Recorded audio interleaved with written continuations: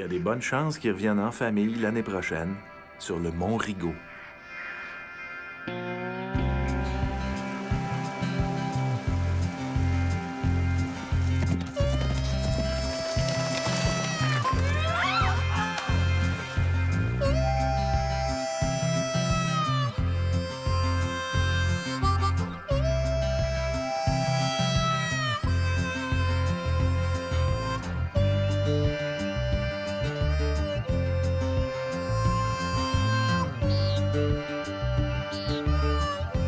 Bonjour, vous êtes à l'émission Mosaïque de C'est sur la télé, directement de la maison Félix Leclerc. Aujourd'hui, on accueille avec grand plaisir le cinéaste André Desrochers. André Desrochers, bienvenue. Bonjour Stéphane. Ça va bien? Non, je suis stressé. Ouais, vas-y. OK. Bon, on va essayer d'arranger ça. On va faire ça. Regarde, on converse. Alors, écoute, André, d'où viens-tu? Ta famille vient de quelle région?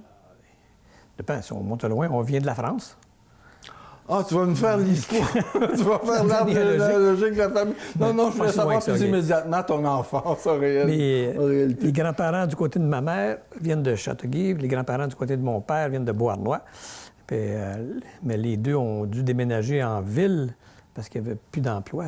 Et puis, ils sont venus travailler en ville. Et mes parents sont connus en ville. Alors, j'ai donc commencé ma vie à Verdun. C'est une petite famille typique, prolétaire, locataire, dans une maison. Et puis, on vivait déjà en maison intergénérationnelle. Ma grand-mère restait avec nous autres.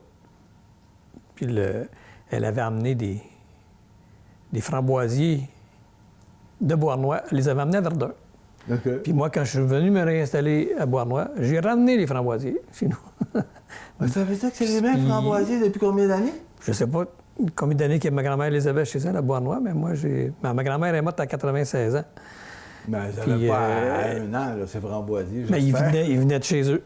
Ouais, puis les autres, ils étaient là depuis 2 générations. Alors, je ne sais pas de quand est-ce... Je sais pas la vie d'un framboisier, c'est combien d'années? On n'a pas de spécialiste pour ça. On vient...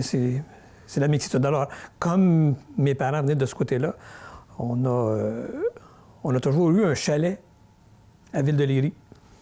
Okay. Donc, l'été, on venait passer les 2-3 mois, 2 mois et demi, jusqu'à la fête du travail, de la Saint-Jean jusqu'à la fête du travail, dans la région, à Ville-de-Léry, dans un chalet. Mais là, tu sais, un vrai chalet, là, tu sais, juste des moustiquaires. Quand ils vantaient, la pluie rentrait dans le les toits étaient percés, puis on vivait, il y a un dortoir en haut, puis... Mais ça me a toujours rapproché de la nature. J'ai toujours été proche de Léry, du lac, des marais. On jouait dedans.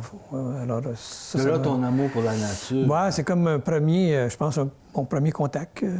Il était comme là. Alors, même si je restais en ville le restant de l'année, bien, j'avais toujours on avait toujours hâte de partir pour la campagne. Malgré les conditions assez simples, disons. Oui, il n'y a pas de... C'était le camping, quoi. On était 3 enfants, nous autres 3 garçons. Alors, on était vite habitués à faire tout avec les cabanes dans les arbres, les excursions, en canot, lac. Ou les radeaux qu'on fabrique. Oui, les petits radeaux. On avait, nous, à Léry, on avait un quai à 10. Dans ce temps-là, le lac Saint-Louis n'était pas très... Alors, on pouvait mettre 10 planches de 4 par 8 pour faire le quai avant d'en avoir là. Écoute, j'ai 6-7 ans, là. C'était le lac Tabac. Puis on faisait un radeau plus loin pour pouvoir nager, plonger. Pas un radeau, mais... Oui, c'est un radeau. Un radeau là, qui était ancré là. Puis là, bien, de là, on allait aux îles de la Paix. On allait pêcher dans les îles de la Paix. On allait dans le ruisseau Saint-Jean à Châteauguay pêcher. Puis on s'emmenait des fois à l'autre bord jusqu'à la pointe du moulin pour venir pêcher, parce que là, ça, c'est quand on était avec les parents. On peut pêcher, c'était creux. Okay. On pouvait aller chez les sturgeons, les grands brochets. Là, c'était tandis que du côté ici, c'était plus la perche chaude, puis la barbotte. On pêchait. Fait que ça, c'est les débuts, là, c'est de là que je suis né, là. Oui, OK. Puis de là qu'est né ton amour pour la nature, parce que t'as fait longtemps, puis je ne sais pas si tu fais encore du documentaire animalier, mais c'est quelque chose de très, très important dans ton cheminement J'ai démarré là-dessus, c'est que... En ville, j'étais dans les scouts. Puis dans les scouts, Tu apprends selon 3 principes, c'est travailler en équipe, dans la nature, puis à découvrir, puis à respecter. T'sais. Et là, ça s'est comme jumelé avec mon chalet, on va dire. Oui. Alors, j'ai pas... Ça crée j'ai pas pris le dogme du scoutisme, mais les valeurs que je trouvais qui étaient chez nous aussi, l'entraide, le respect... on n'appelle pas ça l'environnement dans ce temps-là. On disait qu'on respectait la nature.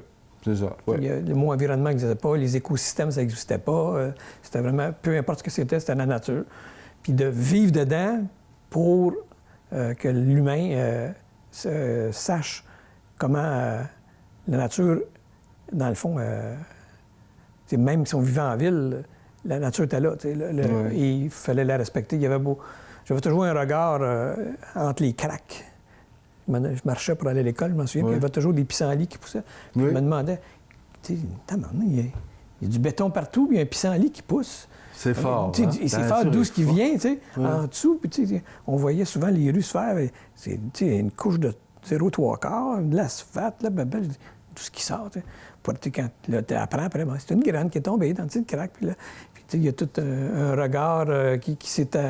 Et j'ai participé, on m'a demandé de participer à des camps spécialisés sur le développement de la nature, de l'astrologie, de l'astronomie. L'univers, c'est chez les scouts? Oui, chez les scouts, il y avait des camps spécialisés. Mais est-ce que déjà tu avais des réflexes de cinéaste? Est-ce que... J'aimais beaucoup prendre la photo. Comme j'ai toujours été très réservé, toujours très timide, moi, ce que j'aimais faire, c'est de prendre des photos pour avoir des souvenirs des camps où on allait. Okay. Puis, à la fin, je faisais un diaporama qu'on présentait au retour du camp scout. On présentait un diaporama. Fait que moi, j'étais toujours prendre des photos, mettre de la musique avec, mettre des effets spéciaux avec. Puis même, j'avais découvert... Un des animateurs m'avait fait découvrir la forme. Quand tu as une diapositive, tu fais une photo noire. Puis là, avec une épingle, tu écris. Alors, mes titres de générique, puis mes entre-titres, je prenais une aiguille, puis je grattais la diapositive, puis ça faisait un petit fond bleu sur noir. Puis là, fait que j'avais tous mes titres comme ça de mon diapositive. Puis à la fin, marqué, réalisation... McLaren. André... C'est l'animation de McLaren. On n'est pas loin de là. Si j'avais... C'est là même que j'ai vu que si je mettais 4 diapositives une après l'autre, ça faisait comme la première. Réalisation, ça marquait pareil, puis là... Mais c'est sûr que c'était écrit une après l'autre, fait que c'était un peu tout croche, c'était pas comme une vraie animation. Mais bon, ça c'est des affaires que j'ai découvertes avec l'expérience. Puis ça m'a amené en enfer dans ma famille, effectivement. Mais chez nous, il n'y a personne d'artiste, il n'y a pas de... OK, mais puis tout ça t'a amené plus tard, donc t'as suivi une formation en cinéma? Non. Non, pas tout à fait. Non, parce que quand je suis arrivé au cégep, j'ai plus trippé sur l'archéologie. Là, j'étais en anthropologie. Et là, en anthropologie, on apprenait les peuples autochtones, puis comment ils vivaient avec la nature. Tu sais, il y avait toujours un lien, mais comment ils étaient proches, puis comment ils étaient proches. Ça m'intriguait comment ça se fait qu'en ville, c'est quoi les Indiens? On n'avait pas des Indiens à Verdun, tu sais. Ça n'existait pas. Puis à Léry, il n'y avait pas d'Indiens, sauf qu'on arrêtait toujours à Caughnawaga. En ce temps-là, on appelait ça Caughnawaga. Nous, on passait par le Pont-Mercier, passe dans Caughnawaga, on prenait nos fruits, nos légumes, là. Puis ils s'en allaient. Puis il n'y a jamais de bataille, il n'y a pas rien. Puis je me souviens, on baragouinait français-anglais entre les deux, puis on s'entendait, jusqu'au moment où il y a eu la fameuse... l'été 90, mais il y avait eu des petites chicanes avant aussi. C'était au COP et tout, mais quand même. Non, mais le Pont-Mercier a été bloqué complètement. Le Kanawagi, c'est la piste d'atterrissage des Indiens, des Mohawks puis des Warriors à ce moment-là. Oui. Puis mais tu sais, en tout cas, c'était intriguant. Puis au cégep, m'a amené le cours d'anthropologie qui lui m'a amené à aller... Là, j'ai fait... en secondaire 5, j'avais fait un voyage en Grèce. J'avais décidé d'aller avec l'école. C'était un voyage d'apprentissage. On devait aller en Grèce puis en Iran. Mais cette année-là, c'est l'année qu'il y a eu la révolution. C'est passé du chat à l'Ayatollah Khomeini. Fait qu'on ne pouvait plus y aller. Fait que là, le voyage était prêt. Tout, ils nous ont dit, OK, on s'en va là-bas. On reste 2 semaines en Grèce, mais on ne sait pas qu'est-ce qu'on fait à la deuxième semaine. Fait qu'on est parti dans le Péloponnèse, on s'en allait d'un hôtel à l'autre. Il n'y avait rien d'ouvert, on cognait, ils nous ouvraient pour nous autres. Puis là, on avait les matins tout seul, on se promenait. en Grèce, puis il n'y a personne. Tu n'es pas dans un coin de visiteur, là, tu sais.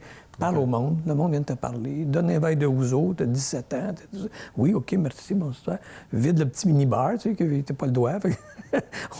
Et puis là, ben, les gens parlaient que beaucoup qui avaient besoin d'archéologues parce qu'il y avait beaucoup de choses à trouver, puis surtout dans l'eau. J'ai dit, moi, c'est ça que je vais faire. Je suis revenu, je vais être archéologue sous-marin. Puis je vais filmer ça. Oui.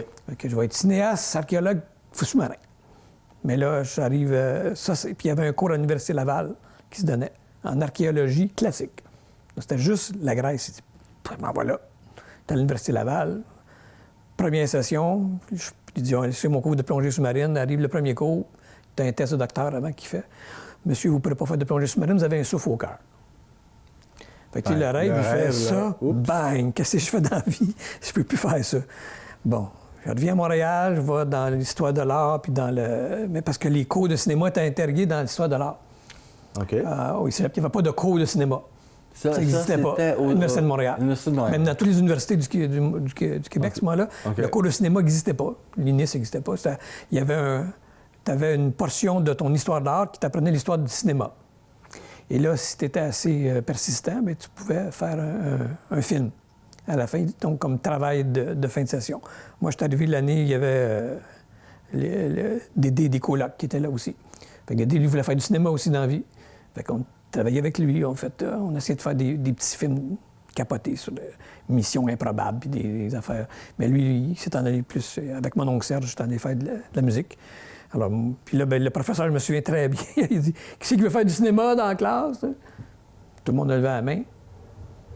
Il dit « Bon, ben, il dit, vous êtes 28. » Il dit cette session-ci, il n'y en aura pas un qui va en faire. Il dit « L'autre session, il va peut-être en avoir un. » Il dit « Vous allez voir, c'est bien dur de résister. » Puis, tu vois, de mon cours, on est 2 qui en ont fait. Puis, je suis le seul qui en fait encore, de toute ma cohorte de cette année-là. Là, c'était difficile. Alors, on a fait un cours de cinéma, puis ça m'a amené à faire des petits liens avec des producteurs. Il y avait un atelier. Je suivais en même temps anthropologie et cinéma, et histoire de l'art. Et là, en anthropologie, bien, il avait invité un cinéaste à venir faire une conférence sur comment filmer avec les Indiens. Ah, donc c'était Arthur Lamotte. C'est Arthur Lamotte qui arrive en plein dans ma face, que je dis que, hey, c'est lui le gars qui a fait le film des Bûcherons de Manoine. Ah ouais. C'est lui qui a fait le film avec les Inuits. Ah ouais. Puis là, il sortait son dernier film, un film de 3 heures. C'était quelque chose. Là. Puis là-dedans, il y avait de la scapulomancie, la tente tremblante. Il y avait comment les Indiens vivaient avec le... Puis là, bien, lui, il racontait comment pour lui, on fait ça un documentaire. Puis là, ça m'a accroché. Je dis, voilà comment on fait un documentaire avec des humains. On laisse la parole aux humains. Puis là, il parlait beaucoup contre un, contre ci, contre l'autre. Lui, quand il a fait son film, bien, il a donné 3 bouteilles d'alcool pour les faire parler. Puis après ça, il coupe au montage. Lui, il a fait... Puis tu sais, on t'apprenait des insides. Oh! Puis M. Lamotte, il a dit, j'ai toujours été intègre. Il dit, j'ai pas demandé à ce qu'il parle. J'ai donné le micro, qu'est-ce que tu as à dire? Et au montage, j'ai pris, et vous allez voir, et il était reconnu pour avoir des plans séquences. Alors, à ce moment-là, c'est des bobines de 400 pieds. Un 400 pieds, ça dure 11 minutes. Oui. Un plan, ça veut dire que lui, il n'avait pas de coupure. Lui, puis il filmait qu'est-ce que l'Indien avait à dire.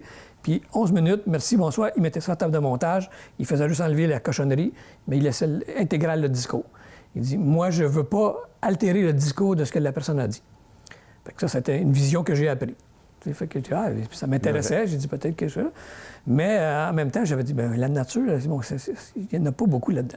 Mais je suis allé le voir, Arthur, en dehors des cours, puis j'ai dit, avez-vous besoin de quelqu'un? Il dit, peut-être que je pourrais être votre stagiaire. Puis là, il me dit, tu viens d'où? Il dit, je viens de Verdun. Ah, il dit, j'ai un chalet à Verdun, moi. Un chalet? J'ai dit, un chalet à Verdun? Il dit, je connais Verdun, je reste tout le temps, j'ai pas de chalet à Verdun. Oui? Il dit, oui, j'ai un chalet à Verdun. Il dit, sur l'île aux Hérons. Il dit, il n'y a pas de chalet à l'île aux Hérons, ça appartient à Hydro-Québec, l'île aux Hérons. Puis il dit, on a des droits, là. Puis il dit, moi, on est 10 familles qui ont des chalets. Il dit, je t'amènerai. Il dit, on verra. Puis là, un mois après, le jour de ma fête, il m'appelle. Il dit, André, tu veux-tu trop travailler? Tu veux? Oui, je cherche quelque chose. Il dit, viens-t'en chez nous. Il dit, demain, j'ai des collants à mettre sur des cassettes. Il dit, on a vendu, pour toutes les institutions, j'ai 250 cassettes de collants à mettre. Sa cassette sur le côté, sur le boîtier. Puis il faut que je livre ça demain soir. Fait que je suis arrivé là, puis je suis resté avec 40 ans. Ah, c'est quelque chose. Là. Tout ça pour coller des étiquettes? Des étiquettes, puis si tu restes, viens encore. Il me donnait 50$ par semaine. Mais si on faisait 40, 45 heures, 50 heures. Mais pas de coller des étiquettes. Là, pendant une semaine. Après ça, il me dit, ben là, tu fais du ménage. Range-moi les chutes, mais pour les ranger, je veux que tu les regardes. Fait que j'ai tout vu le matériel qu'il a fait. Parce que pour faire son dernier film, il avait pris toutes ses expériences d'avant. Fait que j'avais vu 25 ans de carrière sous mes yeux. Tu sais, là, je connaissais tout le monde là, qui avait vu. Puis quand il venait, puis lui, il était connu, puis tout le monde venait sur la carte. Gilles Carle venait, Claude Jutras venait, André Melançon venait. Tabarnouche, tu frappais à la place, tu sais. Je rencontre tout ce monde-là. Fait que là, j'ai dit, ben, et en plus, là, est arrivé Jean-Louis Freund, qui est le cinéaste animalier du Québec. Lui, il vient et il dit, Arthur, as-tu une place? Il dit, je suis tanné d'être chez nous, en campagne. Il dit, je veux faire du montage ici, il faut que je livre, j'ai une série. Puis là, il n'y avait pas de monteur sonore. Fait que j'ai osé. J'ai dit, bon, ben, gars, mon nom de totem scout, c'est Dauphin Aventureux. Dauphin, c'est ma qualité. Aventureux, c'est à acquérir. Je sais aujourd'hui que je vais l'acquérir. Je vais voir Jean-Louis puis Marie-Thérèse, sa femme. Je dis, vous avez besoin d'un monteur sonore? Fait quelques mois, je dis, si j'en fais, il dit, je pourrais vous faire ça. Parfait, signe ici, on a besoin, tu me sors ça, parfait. Fait que, en même temps que j'étais chez Arthur, puis je fais Jean-Louis. Fait que Jean-Louis compensait. Là, tu étais dans le même local. Là. Il était dans deux locaux différents, à côté de l'autre, pas loin. Ouais. Fait que là, ça allait bien. C'est génial, les deux. Et puis là, ben, Arthur a fait une fiction, j'ai travaillé sa fiction. Jean-Louis part pour une série. Il dit, ben, tu fais ça aussi, du prenage de son? Puis ben oui, mais fait que moi, chez Arthur, on faisait aussi une série, ça s'appelait Culture amérindienne.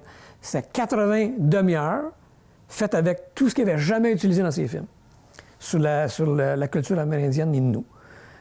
Là, fait que là, il m'avait dit, André, c'est toi qui l'as. Fait que c'est moi qui avais monté les 80 demi-heures. C'est moi qui avais tout fait la post-production après, enregistré. Là, il y avait un narrateur, faisait venir le narrateur. C'est moi qui enregistrais le narrateur. Il y avait une petite console. J'avais un petit Nagra en ruban, quart de pouce. Et puis, on remplaçait ça sur le 16 mm. Fait que, tu sais, j'étais comme prête. J'étais allé voir Jean-Louis. Il dit, bien, OK. Là, il me met ça au défi, premier montage. On fait un montage sur la Terre de Feu. Il est allé voir des phoques. Puis là, les phoques, il y avait des goélands qui se promenaient. Fait que je dis, il y a des goélands. Fait que je cherche des sons de goélands, je mets des sons de goélands, l'ambiance, tout. Il me dit, André, il dit, je veux pas entendre un goéland argenté ici. Ça, c'est des goélands à manteau noir. Oh là, le souci du détail. Oui, là, j'ai dit, là, je viens d'apprendre que faire un film nature, c'est tu collabores avec des scientifiques, puis tu es intègre dans ta... Fait que j'étais avec deux personnes intègres, un sur la façon de filmer avec les gens, puis l'autre avec la nature. Fait que j'ai combiné ça. Moi, c'est ce que j'ai dit, mais dans la vie, master, mais c'est ça que je vais faire. Fait que c'est là que j'ai sorti ma première série, Écho du Suroît.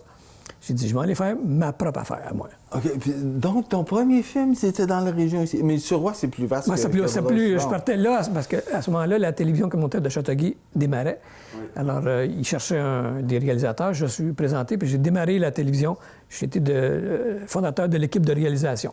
Eux autres, monsieur et Mme Péloquin, puis M. Quinn ont démarré la télé. Ils ont fait des émissions de variété pour monter la série. André, regardez, là, je sais, parce qu'il faudrait parler de tes créations aussi. Là, puis t'en as beaucoup, puis t'as eu des films au FIFA, puis t'en as encore des films au FIFA. T'en as au prochain aussi.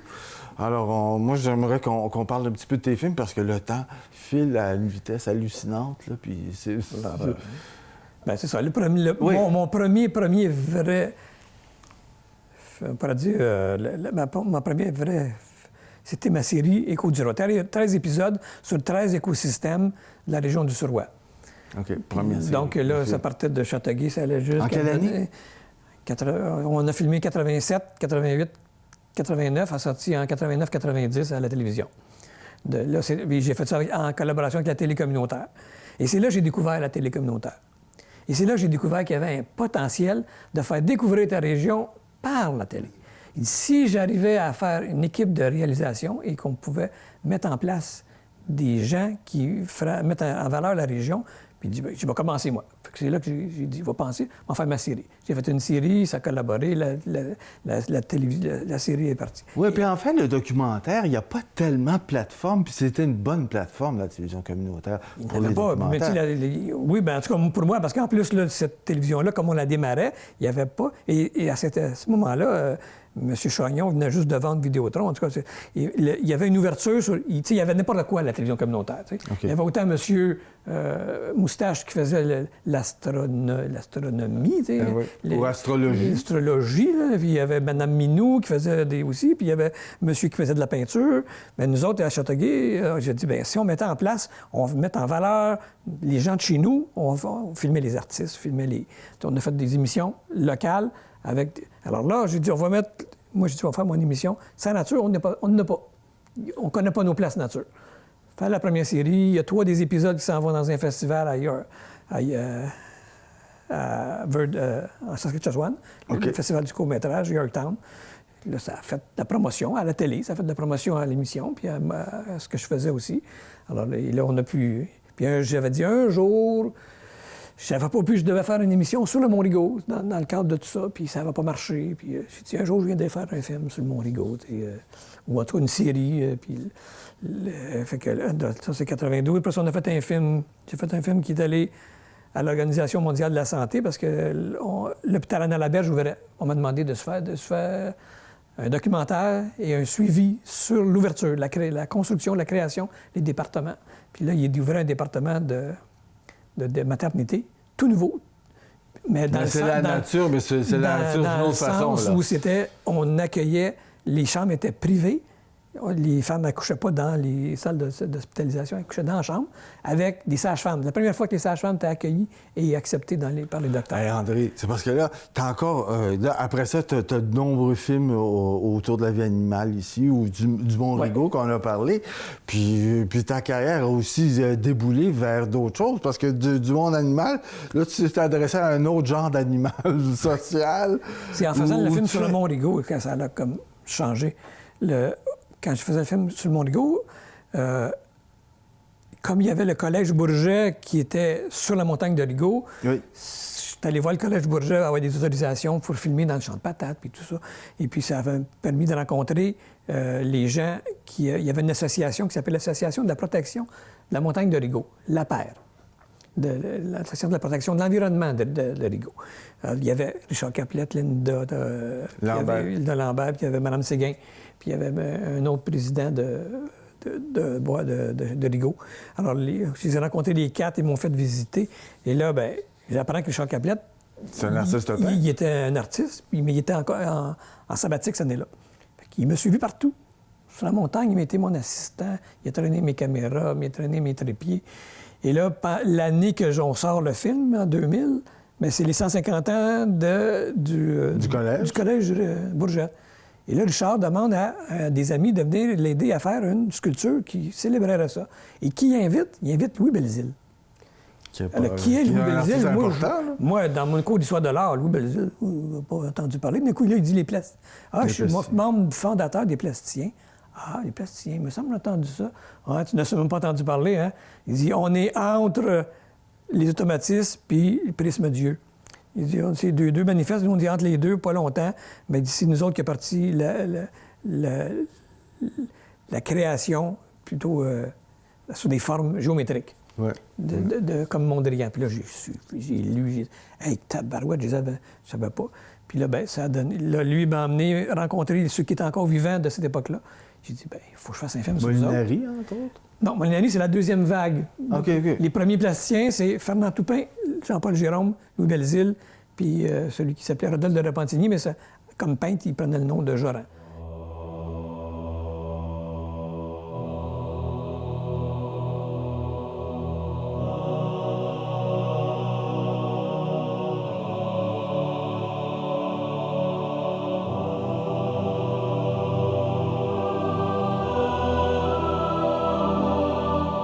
Alors, André,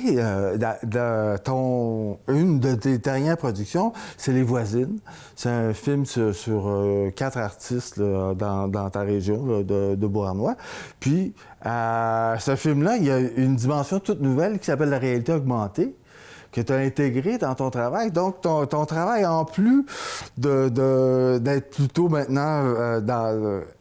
inclure le monde des artistes visuels, principalement, pour l'instant, là, disons, s'ouvre aussi sur une nouvelle dimension technologique. Puis j'aimerais savoir que, je pense, cet enthousiasme... Oui, c'est Chantal Bédard qui m'a fait connaître cet outil qui est, je pourrais dire, de création qui est la réalité augmentée. C'est tout nouveau dans ma tête. C'est en train de mûrir. Et puis, comme je venais de terminer mon film sur le fabuleux Marais, et puis il y avait eu des éléments de fiction, puis j'avais rencontré Louise, une ancienne amie, puis Louise a démarré un projet qui s'appelle « À la rencontre des voisines ». J'ai dit « Hey, ils vont faire 4 œuvres publiques dans des parcs publics, puis chacune des œuvres, chacune des artistes doit intégrer un élément dans l'œuvre de l'autre ». Je trouvais ça intéressant, mais je dis je vais aller plus loin que ça. Je vais les filmer je les ai suivis pendant 1 an, puis je leur ai dit, en même temps, quand vous allez avoir terminé votre œuvre, moi, j'aimerais ça qu'on fasse une réalité augmentée. Ils ne savaient pas c'était quoi. Il a fallu que je leur explique. C'était compliqué. Expliquer ça, tant que tu ne le vis pas, c'est... Mais ça m'a animé beaucoup parce que j'ai vu un endroit où je peux intégrer les arts avec la nature. Ça a marié tes différents intérêts. Dans ma tête, je suis en train de marier la culture, la nature, puis les arts. Alors, c'est vraiment... Puis l'histoire, en même temps, parce que j'ai fait beaucoup de documents historiques aussi. Alors, je suis en train... Il y a des possibilités là, hein, on est en train de développer, puis comme c'est sur la télé qu'a développé ces affaires-là, je trouve qu'on a un bel outil devant nous autres pour aller plus loin encore. C'est-à-dire que les œuvres, lorsque la réalité augmentée, nous donnent une dimension où ça devient cinématographique, pratiquement.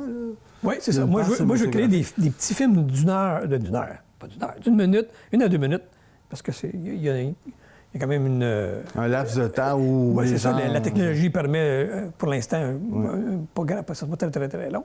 Mais de toute façon, comme on est devant, puis on est debout, ça ne peut pas être très, très long, là. Mais je suis en train de développer plusieurs concepts. Puis, là, je m'en vais avec la famille voisine. Je m'en vais en tournée à partir du mois de mars. Je fais 10 villes au Québec. Puis je m'en vais présenter le film. Oui. Et à chaque fois, on va avoir une discussion à la fin sur la réalité augmentée. Puis je fais voir avec eux autres s'ils ne pourraient pas faire le même concept que les voisines. Mettez-vous ensemble 3-4 artistes, planifiez des parcs publics, mettez des œuvres. Puis moi, je vais vous offrir de faire une œuvre de réalité augmentée par-dessus. Je m'en viens, puis... En tout cas, les artistes vont être drôlement intéressés par ça. Fait que là, pour l'instant, j'ai déjà 2 endroits où ça veut. C'est en train de se préparer. Alors, on est en train... ça démarre. Puis je pense que mais je veux pas répéter chaque fois. J'aime pas la monotonie. Non, je suis certain que ta créativité va rentrer là-dedans et que tu vas donner une nouvelle dimension à chaque fois.